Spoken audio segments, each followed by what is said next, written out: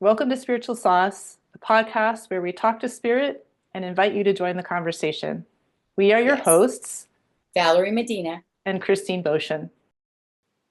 This is a reaction video to a session in which Christine channels and Valerie asks questions. You can find the original recording and associated reaction videos in the playlist Christine's First Channeling Session. Bullying and Forgiving the Inner Child. Hello, this is Christine Boschen. I'm here with Valerie Medina, and this is perhaps our final reaction video to our original channeling session. Yes. And we're going to do a little repeat of conversation because I forgot to hit the record button. So this is take two for me and Valerie.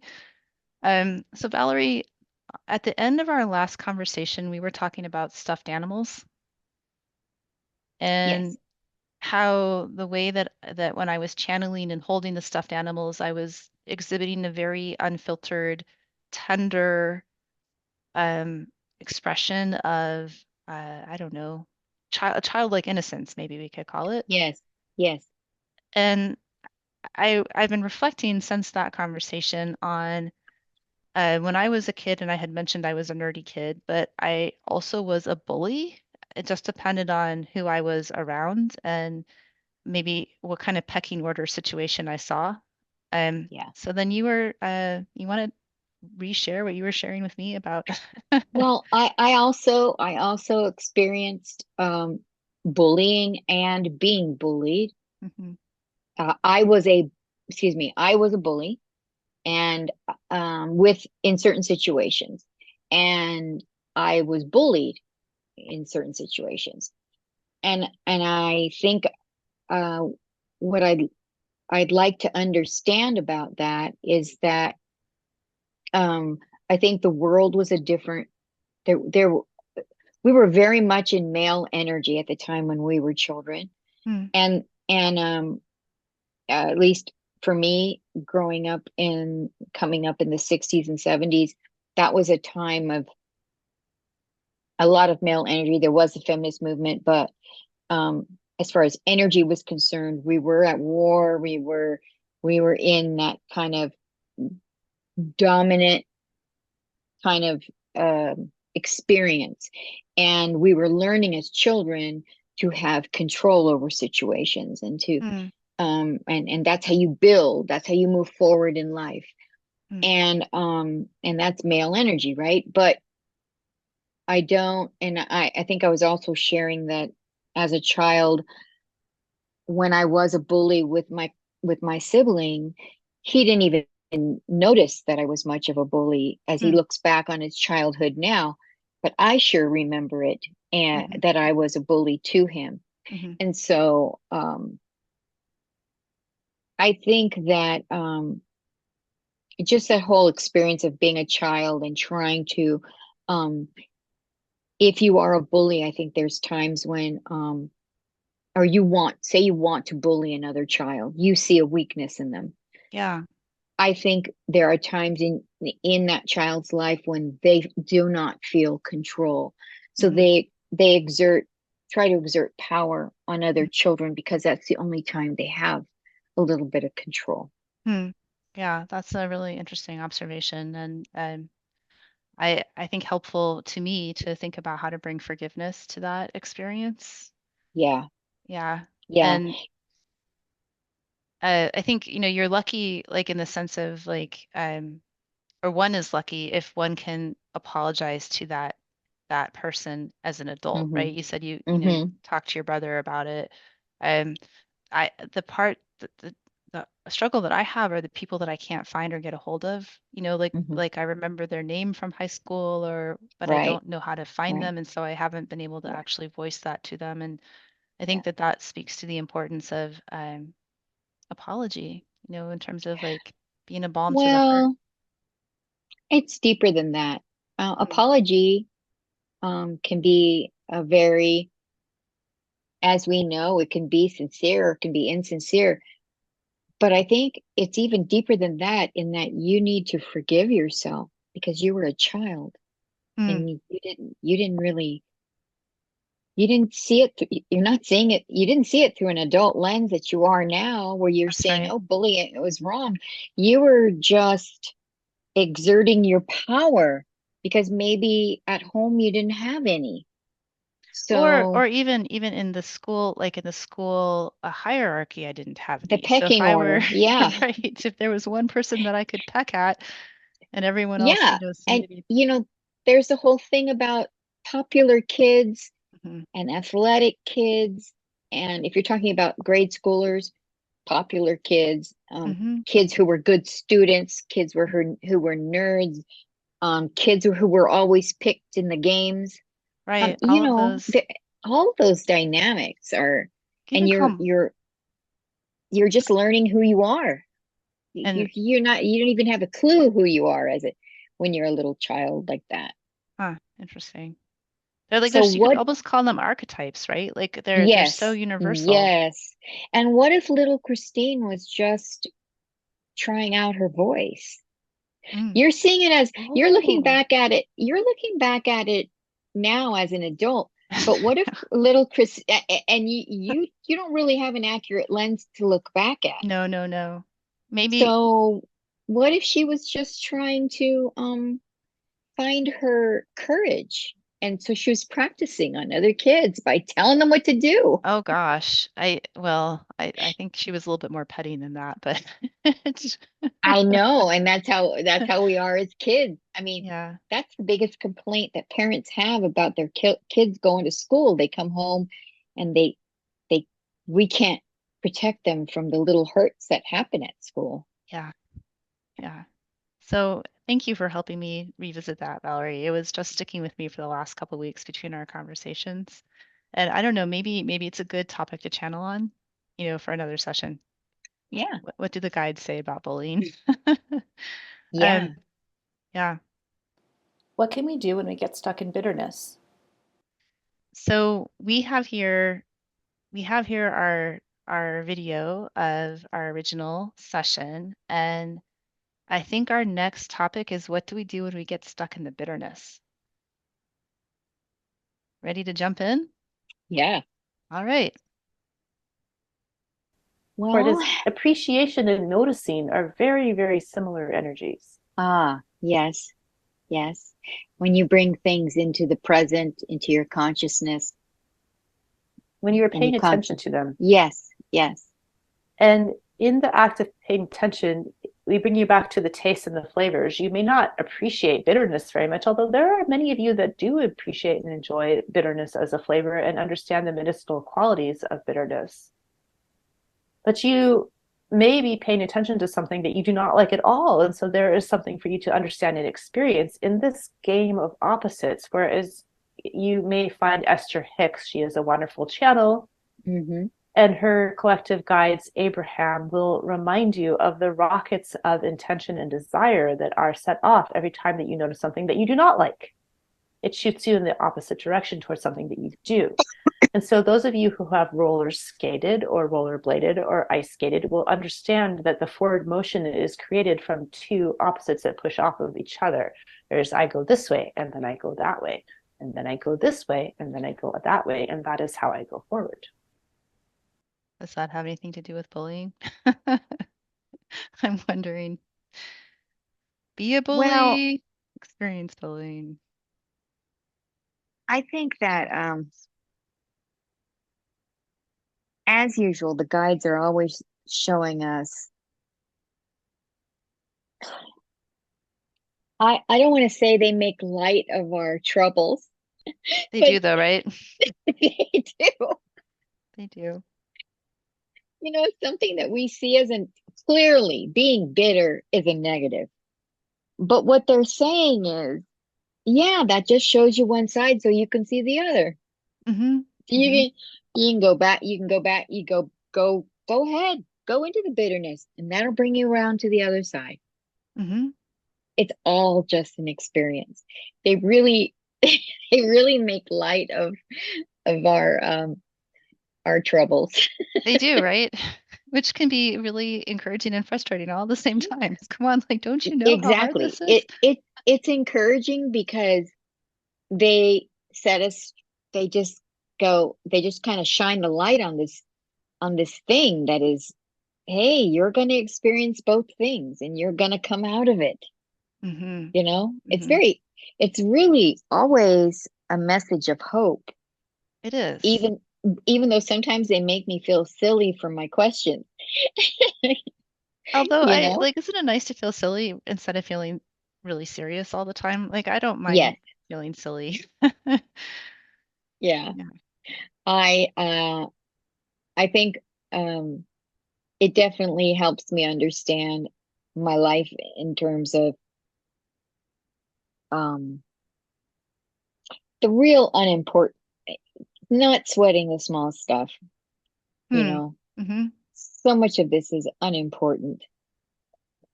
Or Or even not even sweating the big stuff, right? Like it's, yeah, and maybe even especially not sweating the big stuff. right. Yeah, yeah, So are we ready for the next question? yeah. All right. How important is integrating our shadows? So another concept that people seem to be talking a lot about is the shadow self. Hmm. Um, how important is integrating and understanding the things that bother us in order to, or traumatize us or trigger us in order to heal those things? How important that is that to a soul's growth? Well, a shaman or a shaman would remind you that it is about retrieval of fragments of the soul that have splintered off. Mm, And so you are using language, Valerie, from your vernacular, which is to be very, very much focused in the polarities, the this and the that, the yin and the yang, the up and the down, the good and the bad, the light and the dark. And yet it is really about a process of shattering and fragmenting and losing and retrieving. And trauma happens in this explosion process. And so you can think of the event that we will call traumatic is really a process of an explosion that sends parts of you hiding. hmm. And so you are playing pickup sticks. Do you remember this game? Yeah, I do. Yes. And as you find them, each one of them is to be held and cherished. And we bring you back to the flavors. You may not like the energy that you remember or feel or experience. And Christine, in doing her own shadow work, and interestingly enough, she would not have actually coined it this or thought about it like this, but she is exploring what words she would put to the process. And she has observed with the science training that she has, which has taught her to be an observer and a cataloger of experiences, that to heal from trauma is very much to recognize that trauma is like a lightning strike that burns the ground and scorches the tree or the person that was unfortunate enough to be the tallest one around to get struck by the lightning bolt. But trauma then separates energies out into different frequencies. So where you might have the whole, which is all of the energetic vibration of that particular soul signature. For you, soul signatures are complex, wondrous, and beautiful signatures of light and of sound. And these your own special signature, which is made up of different components of vibrational frequencies, then scatters. And you become unable to shine in your full vibrancy when you are missing parts of your shine. And yet, to find parts of your shine, you have to go back and you have to see that moment in time, or you have to feel that moment in time, or you have to experience that moment in time, which comes back to you in different shards and pieces. So you might have a feeling at a different moment that you have the actual memory of what happened. And so the medical community may call this post-traumatic stress disorder, but it is not at all a disorder, as it is a remembering. And to say to remember is to recall, and it is also to put back into place the members of the whole. Hmm. And so you can call it shadow work, but we might prefer that you call it pickup sticks. Here they go again. They want us to call it pickup sticks. They're, well, they want us to play. right? Our intention with this show was to play. It And was, and here we are. um oh, I forgot what I was gonna say. Well, pickup sticks. Pickup sticks, like I like that they use that because sticks are pokey, right? And pickup sticks were like really slender little dowels. I don't remember if they had pokey. Yeah, and you drop them into a you have to drop them into a I don't remember what the idea was. You drop them into a pile Yeah. and you have to remove them one Yeah, by one, one by one. didn't you? I think that you did.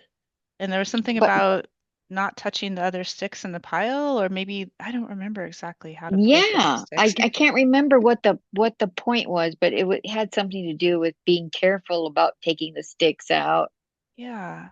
Um, And retrieving yeah, them, yeah, and reordering them, right? So like when you take the pickup sticks off of your game shelf, they're in a like a cylinder, right? They're in like a tube. And so they're nice and lined up and right? And then you throw them, yeah, yeah, and then they'd scatter. you scatter. And then you use one stick to pick up the others or something. I can't remember what it was, but I want to focus our attention on the wording here. Yeah. She used the word she or they Yeah. used the word remembered. I Yeah. like to think of that as re dash membered, right? Yes. So she's talking about lightning strike and trauma being something that fractures you and Explodes, you right. explodes you and your parts kind of go back out.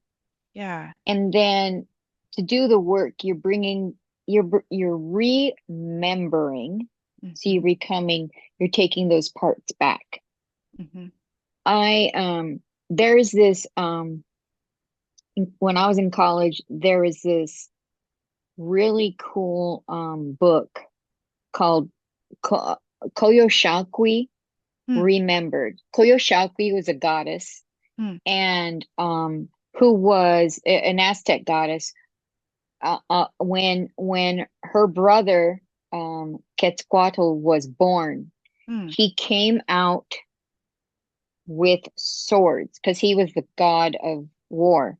So Hmm. when he came out with his swords, and she was his sister, Hmm. and she was in the delivery of it of his their mother was having the delivery, Hmm. and she was next to the mother, and he came out and he slashed her to bits, and he slashed Wow. off her arms and her legs, her head. Wow. And there's this really cool image, a Koyoshakwi remembered. So it's putting the goddess back together. And she was the goddess of fertility and farming, Hmm. and I can't remember what else. Hmm. But I thought it triggered that memory of the word remembered, as if Hmm. to put yourself back together. The work that you do around um, trauma, overcoming trauma, dealing with your PTSD, doing the things that you need to do um, to heal yourself, whatever it is, whatever healing work that you're doing, that's all a way of remembering yourself. And the guide also mentioned the other word recall, right? So recall and remember. And I actually love how recall can be parsed out into its two parts too, because to call is to like to sing to vocalize, to invoke, to invite. And so to remember, to put it back together, but also to do that through an invocation using the Hmm. voice. There's something to that. So, Hmm. so shadow work is a game of pickup sticks, so we're not to take it too seriously. And it's about coming back into full brilliance and being able to shine when you have all of your different components present rather than hidden. Yeah. Yeah. I like to think, I mean, if you wanted to take that even a step further, as you put yourself together, you have two parts that are broken apart, right? Hmm. And you go to put yourself together. Well, when you do that, they might not quite fit the same way that they did because Hmm. maybe one side is a little frayed and it doesn't, or it's lost itself. And you go to put that together and it doesn't fit the same way. Hmm. But that's the beauty in it because the two parts might be different and they don't fit together, but as they did before. But in a sense, that's a new part. That's a new Right. connection. And Right. and so you've built upon that. Um, and so it's a metaphor for creating something new out of the brokenness.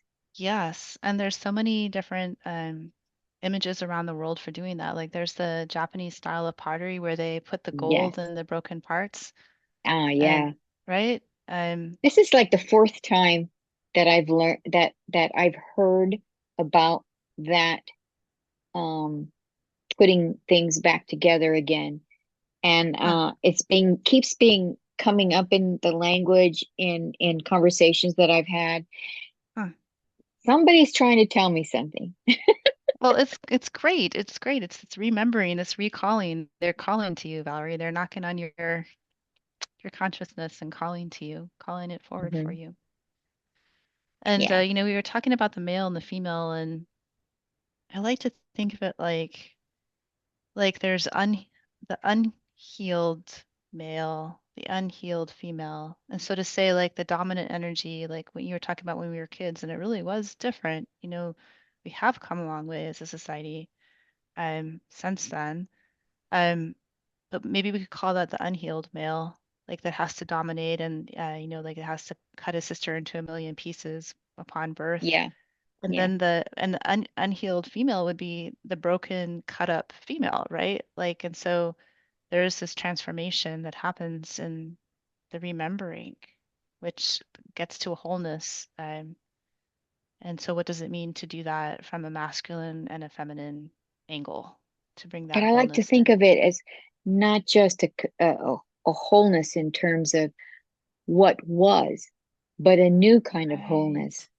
A bigger wholeness, like Uh-huh. an expanded and even brighter and mm, more real realness. I don't know, right? Like Yeah. it keeps getting reality Because expands. because I like to think that every experience we have, and say it's a trauma experience, we take it in, we absorb it. Yes, it goes into our body. Yes, we suffer from it, however way it changes us, right? Hmm. And then when we find our way to healing, Hmm. even if it's just a little bit of healing, Hmm. we then have the ability to turn around and help someone else who Hmm. is in their beginning journey of trauma healing. So Hmm. we can say to them, look, I did this. I tried tapping or I tried meditation and um you know have you tried EMDR? I mean, you can then have a conversation with another human being who is suffering the same way that you did, who's at a different point in their trauma journey. Even And if it's just like saying that same thing happened to me, and just by saying that, but clearly being exactly. okay, Yes, like yes. to say like, oh yeah, that happened, and I'm okay, right? Because a lot of times when we experience trauma, we do a lot of self-blaming and a lot of self-shaming. And it's wonderful to know to have someone stand in front of you and say, "Hey, I've been there. I know Yeah, that pain." yeah, And then you think, "Wow, if this person felt that or had that happen to them, I'm not so dark. I'm not such a victim." Or you know what I mean? You I see would. someone else, just it just transforms your pain. Well, it does, and it can be on either side of that experience. Like, for you to say, if I say, "Oh, Valerie, I was a bully," right? Like we started the conversation, Valerie, I've been a bully, and you're like, "Yeah, I've been that too."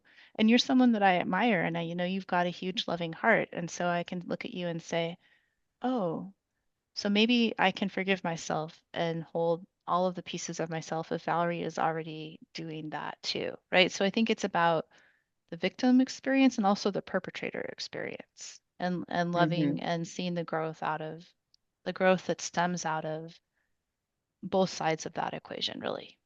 Hmm. and also has a lot to do with accepting yourself fully for Mm-hmm. all your parts, Mm-hmm. for all your completeness. As you because maybe it's not something that you thought about in the past, but something that's come to your attention now. So you're obviously examining it and looking at it and going, what does that mean to me now? Right. And Because, so I think it has something to do with like as we continue to grow, we're able to take on more and more or look at more and more. And sometimes we look at something yeah. brand new that like a memory we hadn't even accessed before or a situation we hadn't even been able to consider. And sometimes we come back to the same ones and look at them with an expanded perspective. And Mm-hmm. I think it's part of like that what you're saying is that it's not just going back to the way things were. It's like that newness of the expanded whole. Like there is a wholeness that happens. There is a remembering that happens, but it's bigger and bigger and bigger and bigger. Like the Yeah. soul. And when it's like transmuting this energy that was Christine, the bully, Mm, and you're taking it and looking at it and going, well, that was me a long time ago. But you're also taking it in and going, okay, now I accept that bit about me, that darkness that was me, Christine, the 9-year-old mm, or the 7-year-old. You know, I accept that about myself. That was me as a child, and I didn't know better. mm. And that's when you can then turn around and kind of do your child, your inner child work of Yeah, loving that child through that past. you can do that inner child work, and that may be another way of like another vocabulary option for shadow work, depending on how old one's shadow or like the splintering. Yeah. How old were Yeah. you when the splintering happened? I had an interesting experience a week or so ago because I've been doing this it's a course online with a different channeler and it's a healing course and I'll give you the show notes. We can include it in this episode. Um, but part of that was this homework assignment to do automatic writing and to go back to different times within different time periods of your life. So like from 0 to 12 years old, from 12 to 20, and then from 20 forward to your adult life, and to pick moments and then automatic write. And so I was picking a moment of depression in my earlier childhood. And I thought that I was going to be exploring this very dynamic of the bully and the bullier. And my inner child, it was like, it's not about that at all. Let me explain to you what this is about. You were depressed because when you started to hit elementary school, or you started to hit school and you were starting to be trained in how to participate in this society, in this fabric of life, you did not recognize the world around you because it did not include magic. It did not include ritual. It did not include earth connection. And so it depressed the crap out of you because it did not look like reality to you. And you were trying to take in how do you navigate in this world that is reduced to a blacktop playground, sitting in desks, learning cursive, um, lining up to go into the classroom. Like all of these experiences did not feel like real life to young me, who was more like someone who needed to be in the woods, someone who needed to be trained by, talking about shamans, wizards, etc. And I thought that was like, wow, that was so like talk about transmuting. It took this whole paradigm of how I had judged myself in my childhood and just put it in a completely different light. Oh, that's and also I have to say that is the male energy. Hmm. because male energy is very structured Mm-hmm. because it gets things done, it Mm-hmm. makes things. And I think magic, wizardry, the belief in something, it's a faith that something is there that not everyone can see, right? So I think when you think of that, I don't know what I was going to say. It went out of me. But it gets back at that, what we've been talking about. And I think for me, Yeah, a lot of retrieving my soul has a lot to do with getting my feet on the ground and being with nature. And you know what I mean? It's like it is getting, for me, it's a lot of that is getting back to earth. Yeah. yeah, There's more here. Shall we keep listening? yeah.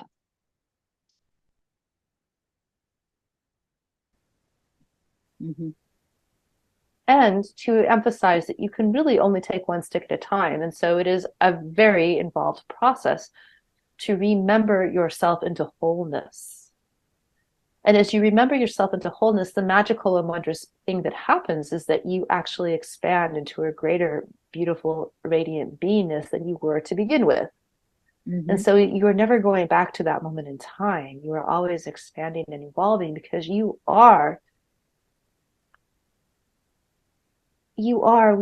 all are an ever expanding expression of God, of God's light. Yes. That was a beautiful answer. We only bring beauty and a bit of impishness.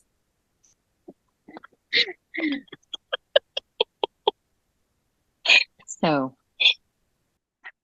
So you had a reaction there, Valerie. Tell us more. I was like hearing you laugh and I was like looking at the you from however many months ago that was, and like she's not laughing, and then I realized that you in real time are laughing. I only bring I need a t-shirt that says that. I only bring beauty and impishness. Let's make them. We can make t-shirts.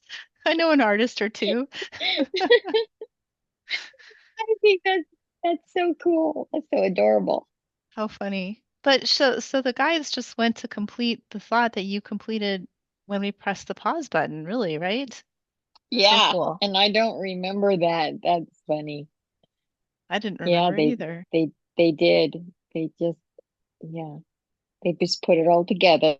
They did. They picked up the pickup sticks one at a time. Thank you for joining us. We're glad you're here, and we hope you stick around.